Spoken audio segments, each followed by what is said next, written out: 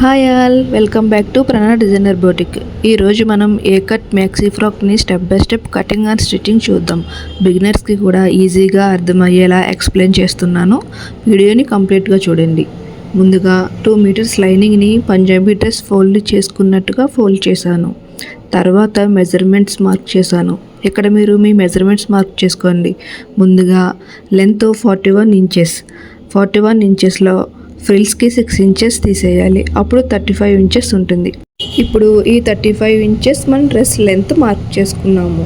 Next shoulder 7, arm whole length 6.5, arm whole 7.5, chest 17, west 15.5, hip 19 mark చేసుకున్నాను. ఇప్పుడు hip నుండి చివరికి అందరూ స్ట్రైట్ లైన్ తీసుకుంటారు, కానీ మనం హిప్ కర్వ్ స్కేల్ ఉంటుందిగా, దానితో నేను మార్క్ చేసుకుంటున్న విధంగా కరువుగా మార్క్ చేయండి. ఇలా చేయడం వల్ల డ్రెస్ గేర్ అండ్ ఫిట్టింగ్ బాగుంటాయి.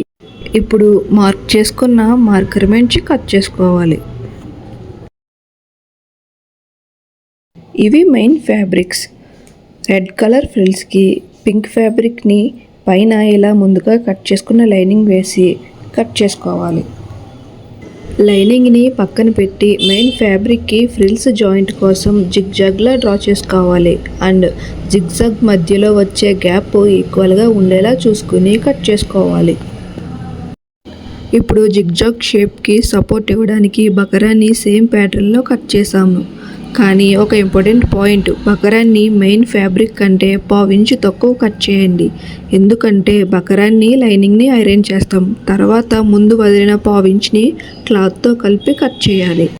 ఐరన్ చేసిన బకరం చివర క్లాత్ని ఫోల్డ్ చేసుకుని స్టిచ్చింగ్ చేసుకుని నీట్గా కట్ చేసుకోవాలి.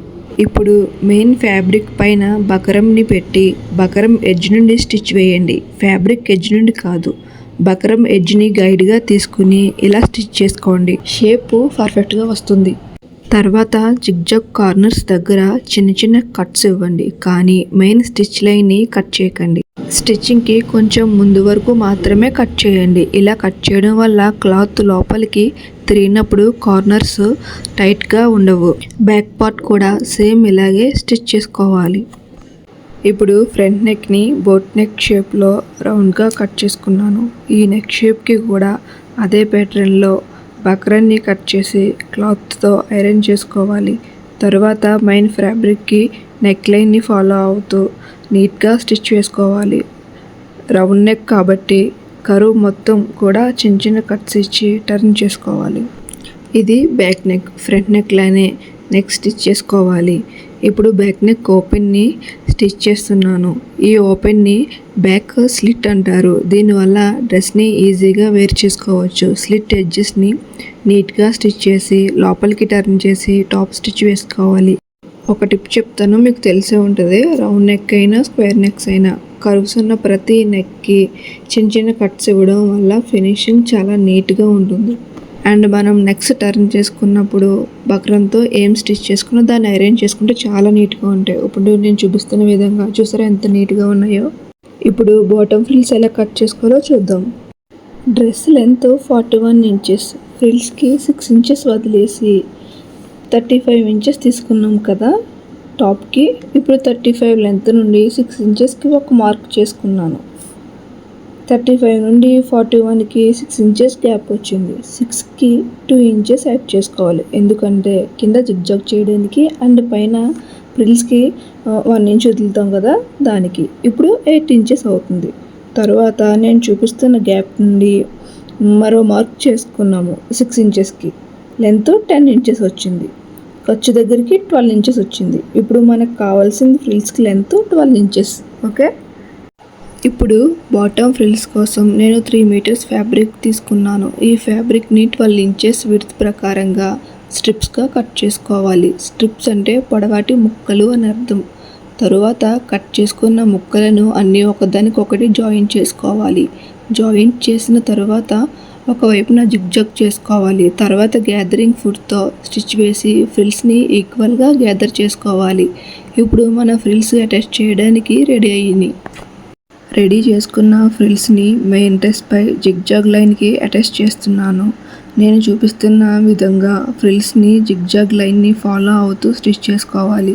ముఖ్యంగా కార్నర్స్ దగ్గర అలాగే ట్రయాంగిల్స్ పాయింట్ దగ్గర క్లాత్ని జాగ్రత్తగా అడ్జస్ట్ చేస్తూ స్లోగా స్టిచ్ చేయండి. అప్పుడే ఫ్రిల్స్ ఈక్వల్గా సెట్ అయ్యి జిగ్జాగ్ డిజైన్ చాలా నీట్గా మారుతుంది.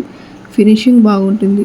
కార్నర్ దగ్గర మిషన్ని ఆపుతూ క్లాత్ని కొంచెం జరుపుకుంటూ స్టిచ్ చేసుకుంటే పాయింట్స్ చాలా క్లీన్గా వస్తాయి.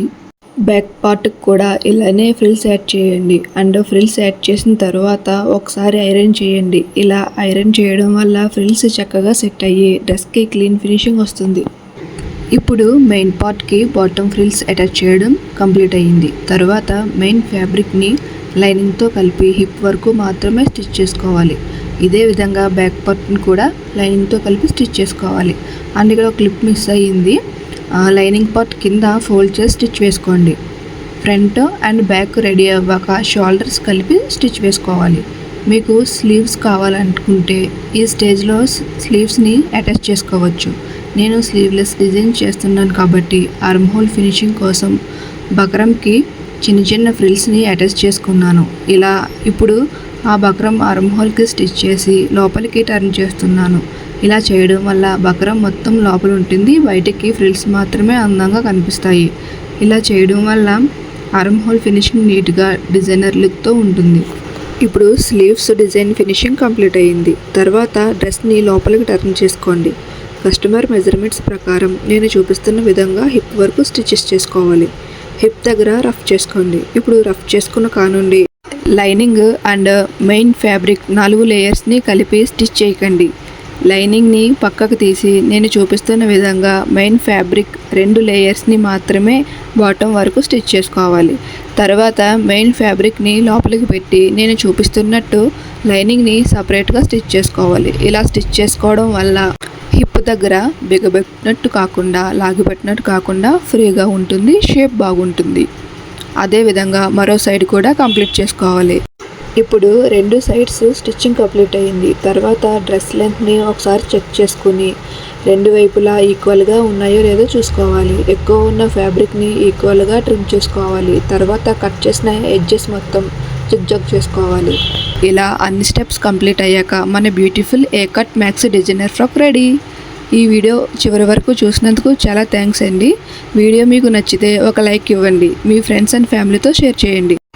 ఇలాంటి ఈజీ స్టిచ్చింగ్ ట్యుటోరియల్ ఇంకా చూడడానికి మన ఛానల్ని సబ్స్క్రైబ్ చేయండి. బెల్ ఐకాన్ని కూడా ప్రెస్ చేసుకోండి. మళ్ళీ ఇంకొక కొత్త స్టిచ్చింగ్ వీడియోతో కలుద్దాం. Thank you.